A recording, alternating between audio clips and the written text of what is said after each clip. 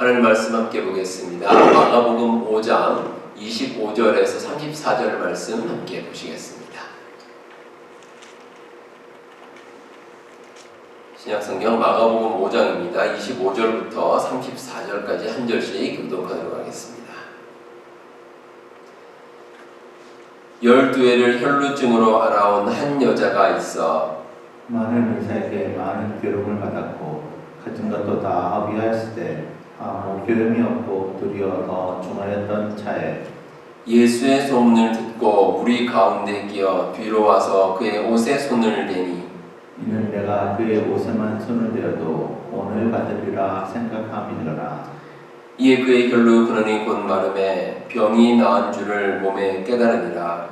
예수께서 그 능력이 자기에게서 나간 줄을 곧 스스로 하시고 우리 가운데서 돌이켜 말씀하시되 누가 내 옷에 손을 대느냐 하시니 제자들이 여짜오되 무리가 에워싸 미는 것을 보시며 누가 내게 손을 대었냐 물으시나이까 하되 예수께서 이 일 행한 여자를 보려고 둘러보시니 여자가 자기에게 이루어진 일을 알고 두려워하여 떨며 와서 그 앞에 엎드려 모든 사실을 여쭈니 예수께서 이르시되 딸아 내 믿음이 너를 구원하였으니 평안히 가라 내 병에서 놓여 건강할지어다.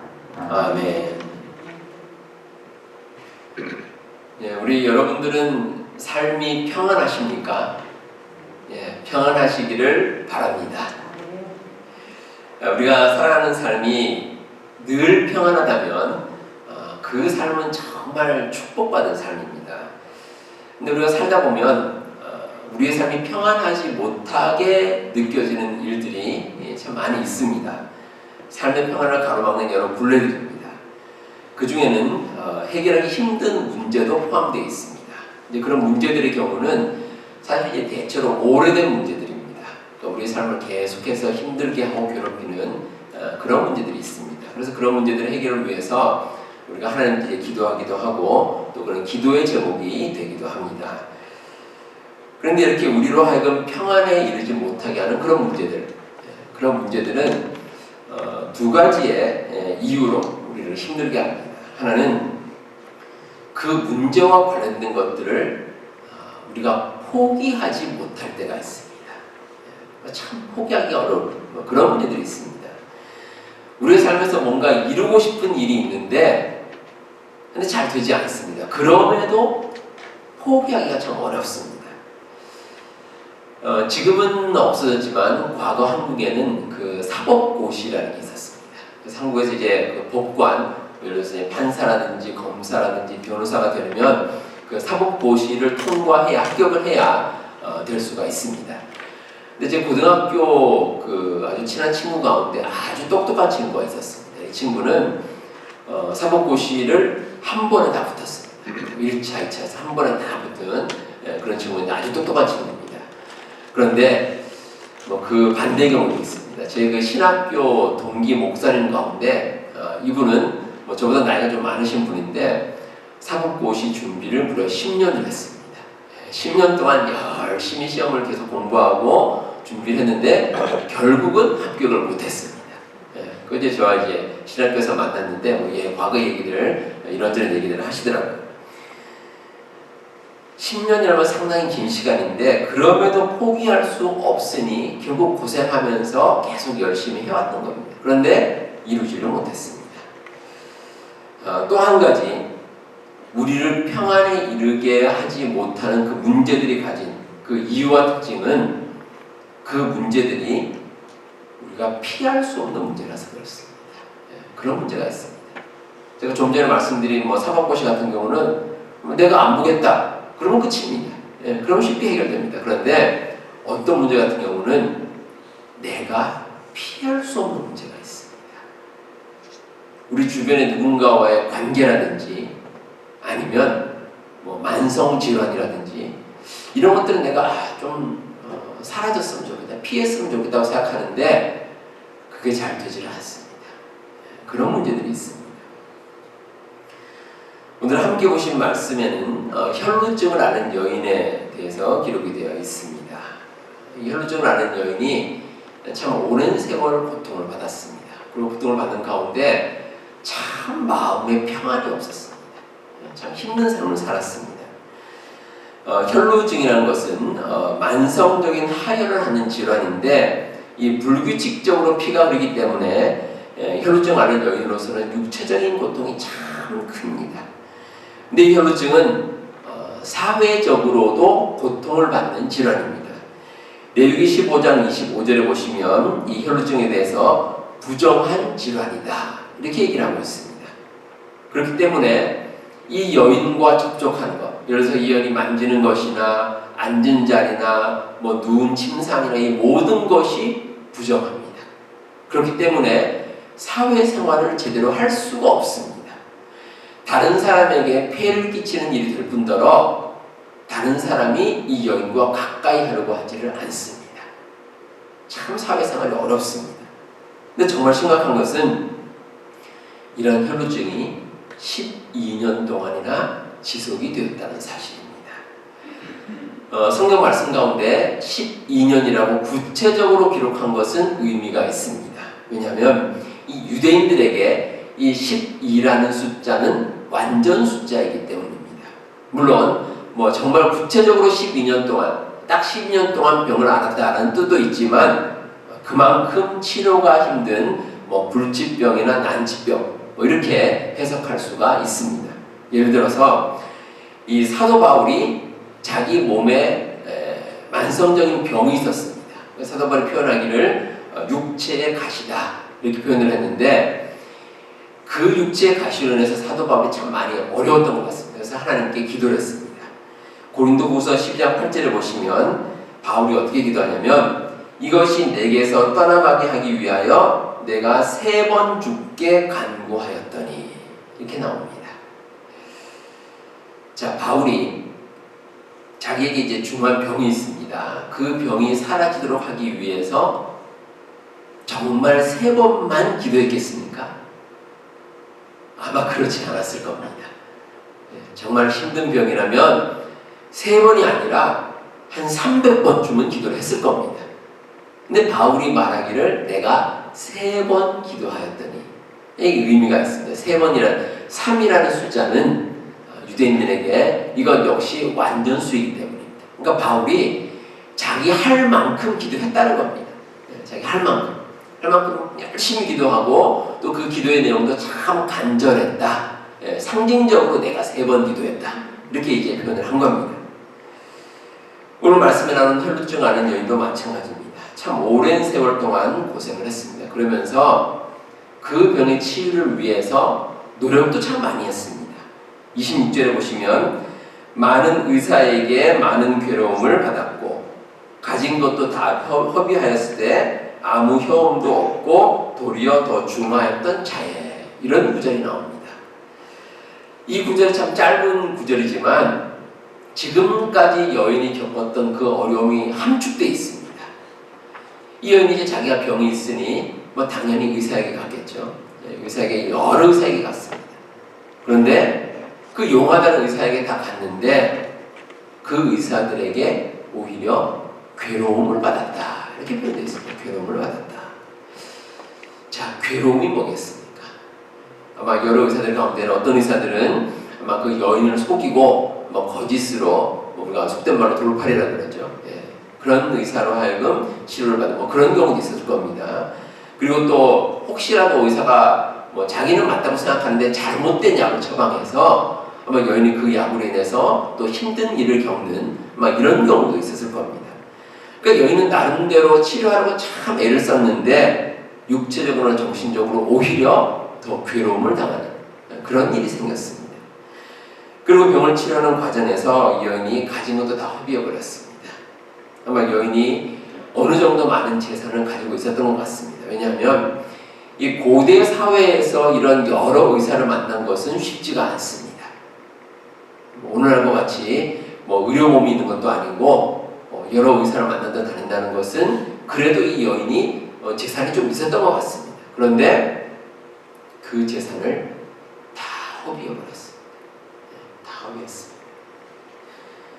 물론 이 여인의 자신의 질병이 힘들기 때문에 뭐 병이 낫기만 한다면 뭐 가진 재산 다 들여서라도 내 병이 나았으면 좋겠다. 이렇게 생각할 수도 있습니다. 뭐 그럼 참 좋은 일이죠. 그런데 자기가 가진 재산을 다 썼음에도 불구하고 병이 낫진 않았습니다. 그러니까 돈은 돈대로 쓰고 몸의 병은 더 중하여지고 참 힘든 상황이 됐습니다. 그래서 오늘 말씀에 나오는 여인은 이제 한계 상황에 도달했습니다. 우리 사람이 어떤 문제가 생기면 일단 자기가 가진 능력을 가지고 최선을 다해서 그 문제를 풀어보려고 노력을 합니다. 그런데 더 이상 길이 보이지 않을 때가 있습니다. 내 능력이 도저히 미치지 못한다라고 생각할 때도 있고, 또 어떤 때는 특별한 방법이 전혀 보이지 않을 때도 있습니다. 더 이상 해볼 여지가 사라졌다고 생각하고 이제 그때는 포기하는 상태에 이릅니다.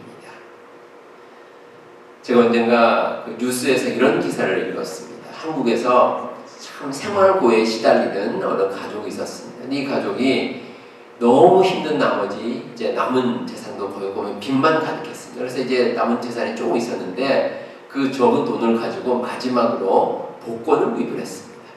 그래서 이제 잭팟이 당첨되기를 기대하는 마음으로 구입했는데 잭팟에 당첨되지 않았습니다. 그래서 결국 그 가족은 극단적인 선택을 했다. 뭐 이런 기사를 제가 읽은 적이 있습니다. 오랜 세월 혈루증의 치료를 위해서 애썼던 여인도 이제는 드디어 한계 상황에 도달했습니다. 모든 힘을 다하고 모든 노력을 기울였는데 되지를 않습니다. 근데 그런 삶에 평안이 있었겠습니까? 지금까지도 평안이 없었지만 이 마지막 순간에도 평안은 없습니다. 당장 포기하기도 어렵지만 그렇다고 뾰족한 수가 있는 것도 아닙니다. 자, 그런데 이런 상황에서 이 여인이 예수님에 대한 소문을 들었습니다. 이 예수님이란 분이 계신데 이분이 대단한 능력을 가지고 계시다는 겁니다. 자, 이 예수님에 대한 소문을 들은 이 여인의 마음이 어떻겠습니까? 여러분, 어떻게 생각하십니까? 거의 포기하고 이제 한계 상황이 왔는데 예수님이란 분이 계시더라. 아주 치유의 능력이 있으시더라. 이 말을 들으면 어떤 생각이 들겠습니까? 저는 오늘 말씀 읽으면서 곰곰이 생각해봤습니다. 내가 이 여인이라면 어떤 생각이 들었을까? 아마 두 가지 생각이 들었을 것 같습니다. 하나는 새로운 가능성에 대한 기대입니다. 지금까지 힘들었지만 그래, 내가 이 예수님이라는 분이 대단하시니까 한번 내가 믿어보자. 한번 해보자. 이게 새로운 용기가 생기고 새로운 기대감이 생겼을 수가 있습니다. 근데 한편으로는 이런 마음도 들었을 겁니다. 실망에 대한 두려움입니다.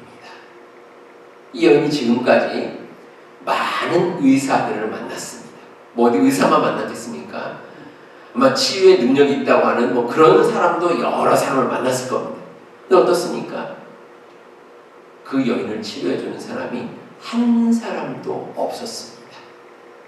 비록 예수님이 혈루증보다 더 대단한 질병도 고친다는 그런 얘기를 듣긴 했지만 혹시라도 또 나갔는데 예수님께 나갔는데 내 병을 고치지 못하면 어떨까? 그럼 어떡하나? 기대한 만큼 실망도 클 것이기 때문입니다. 아마 여인의 마음 가운데 이런 두 가지 마음이 계속 교차를 했을 겁니다.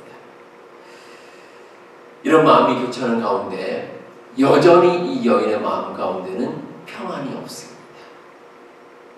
평안이 없습니다. 더욱이 예수님께 나아간다는 것은 이 의사에게 나가는 것하고 좀 다릅니다. 왜냐하면 의사에게 나갈 때는 그냥 여인이 조용히 가면 됩니다. 자기 몰래 아무도 모르게 이제 의사에게 조용히 가서 치료를 받으면 됩니다. 그런데 예수님께 나가는 건 다릅니다. 왜냐하면 예수님 주변에 사람들이 많습니다. 근데 부정하다는 그 여인이 사람들이 많은 자리에 나갈 수도 없을 뿐더러 예수님께 나가서 직접 얘기하기에는 너무 상황이 좋지가 않습니다. 근데 여러분, 이 여인은 모든 것을 넘어서서 예수님께 나갔습니다. 모든 것을 넘어섰습니다. 하나님께서 주신 확신이 그 마음에 있었기 때문입니다. 그 확신이 있었습니다. 내가 예수님께 나가면 분명히 예수님께서 나에게 귀한 것으로 채워주실 것이다. 내가 지금까지 힘들었고 고생했던 질병, 이걸 고칠 수 있으실 것이다. 이 믿음을 가지고 그 믿음이 앞섰기 때문에 비록 두려움이 있었지만 예수님께 담대하게 나갔던 겁니다.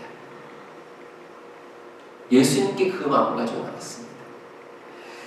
이 여인이 이렇게 담대하게 나간 걸로 봐서 아마 이 여인의 평소의 성격이 그랬을 겁니다. 이 여인의 성격이 상당히 적극적이고 외향적이었습니다. 근데 그런 여인이 12년이라는 세월 동안에 사람들도 만나지 못하고 집안에만 있고, 이게 얼마나 힘들었겠습니까? 아마 여인의 마음 가운데는, 그래, 이번에야말로 내 병이 치유받을 수 있을 것이다. 그 믿음과 그 소망을 가지고 예수님께 담대하게 나갔습니다. 드디어 이 여인은 예수님께 나아가서 예수님의 옷자락에 손을 대었습니다. 오늘 말씀해 보시면 이 여인의 마음에 내가 예수님의 옷에만 손을 대어도 구원을 받으리라, 이런 마음이 있었다는 겁니다. 그리고 완전한 치유를 받았습니다. 29절에 보시면 혈루 근원이 곧 말랐다, 이렇게 기록이 되어 있습니다. 그리고 여인은 자기 스스로도 병이 나은 줄을 깨달았습니다. 이제 드디어 나았구나. 자, 여러분, 지금 여인의 마음이 어떻겠습니까? 아마 뛸 듯이 기뻤을 겁니다. 오랜 세월 고생했는데, 자, 이제는 드디어 병이 나았습니다.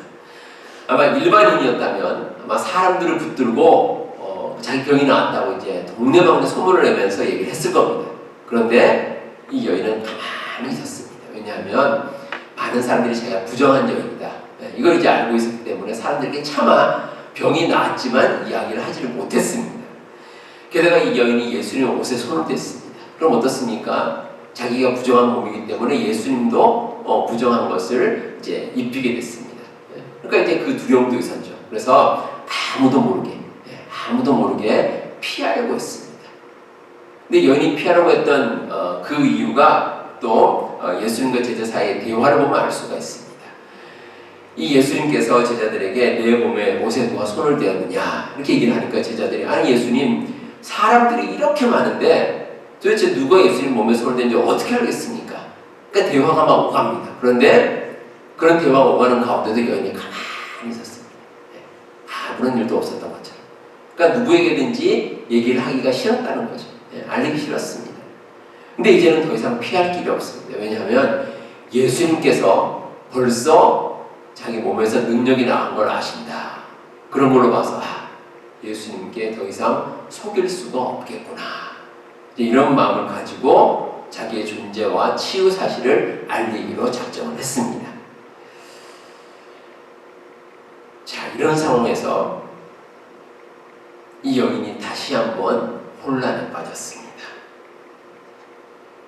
이 완전한 평안을 얻은 것 같았는데 또다시 예수님과 사람들 앞에서 자기의 모든 것을 공개해야 되는가, 이런 생각이 들었다는 겁니다.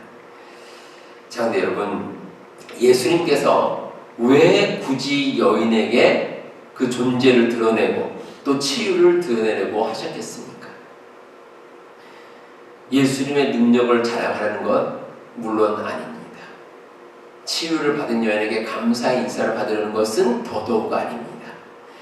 예수님께서 이 여인이 치유받은 것을 드러내시려는 이유는 이 여인에게 참된 평안을 주시기 위함입니다. 참된 평안입니다. 이 여인이 질병이 시작되고부터 지금까지 이 나음을 받는 순간까지 계속 평안이 없었습니다.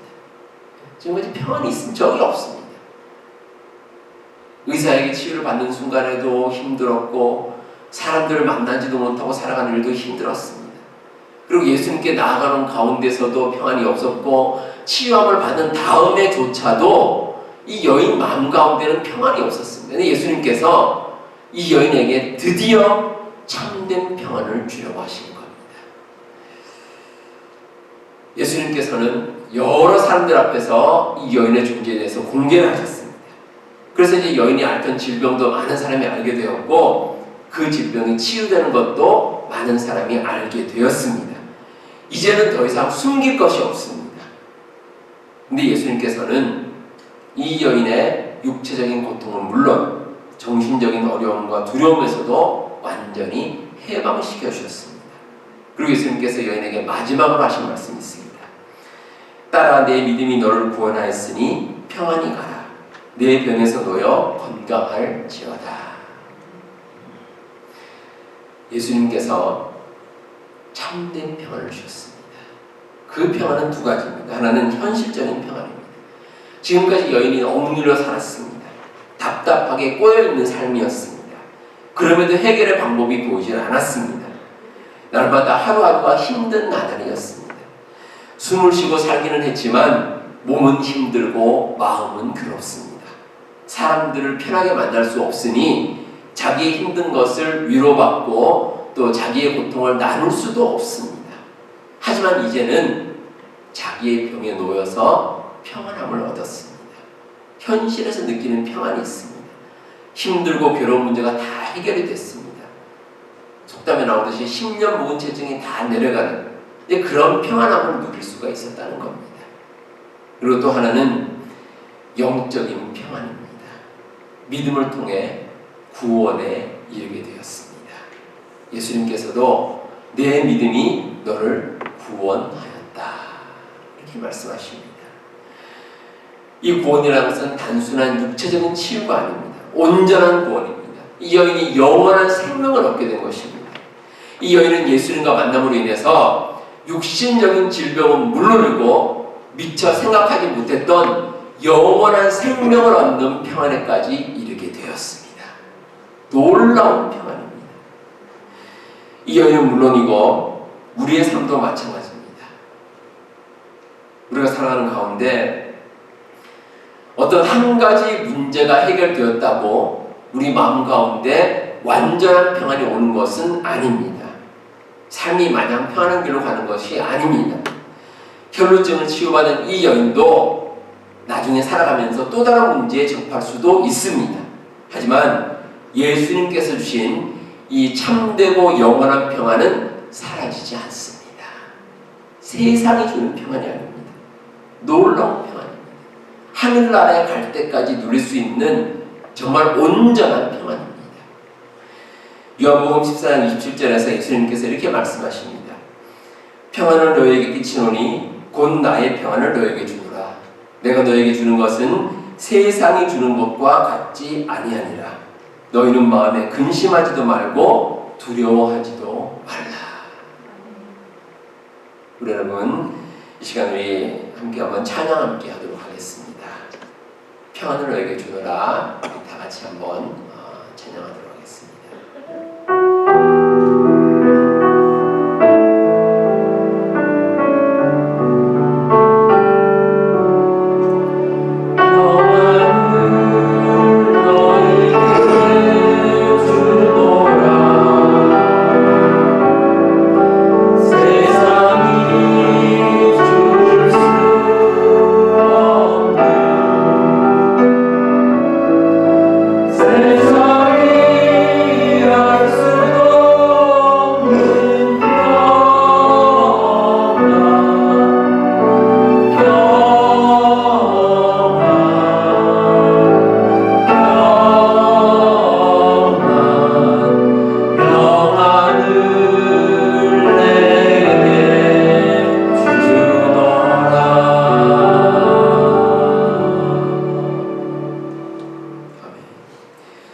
우리 예수님께서 주시는 평안은 하늘의 평안이고 참된 평안입니다. 세상이 줄 수가 없습니다. 이 세상은 알지도 못하고 우리에게 줄 수도 없는 평안을 우리 주님께서는 허락해 주십니다. 우리 성도 여러분, 여러분들의 삶을 흔드는 힘든 문제가 있으십니까? 예수님께 나온 그 혈루증을 앓는 여인처럼 모든 것을 예수님께 맡겨보시기 바랍니다. 우리 예수님께서는 참되고 완전한 평안을 여러분들에게도 허락해 주실 줄 믿습니다. 그 믿음 가지시고 늘 평안 가운데 거하시는 우리 모든 성도님들 다 되시기를 바랍니다. 기도하겠습니다. 하나님 아버지 감사합니다. 우리가 살아가는 모든 삶 가운데 우리를 힘들게 하는 많은 문제들이 있지만 그러나 그 문제들 가운데서도 우리에게 참된 평안을 허락하여 주심을 감사드립니다. 우리 주님께 주시는 그 완전한 평안을 늘 누리며 살아가는 저희들의 삶이 되게 하여 주시옵소서. 특별히 영원한 평안의 근원이 되시는 우리 예수님만을 의지하고 예수님께 우리의 모든 삶을 맡기고 살아가는 우리 성도님들 다 되게 하여 주시옵소서. 우리 엎드려 기도하는 모든 교우들의 기도를 들으시고 응답하여 주옵소서. 저들을 불쌍히 여겨주시고 저들의 마음 가운데 함께해 주셔서 간절한 마음의 소원을 이루어 주시고 하나님의 은혜 가운데 늘 거하는 우리 모든 교우들 되게 하여 주옵소서. 우리 앞에 속한 모든 교우들의 건강과 또 가정과 생업을 지켜 주옵소서. 날마다 살아가는 가운데 힘들지 않게 하시고 오직 우리 주님만 바라보고 살아가는 복된 삶이 되게 하여 주옵소서. 모든 말씀 예수님 이름으로 기도하옵나이다. 아멘.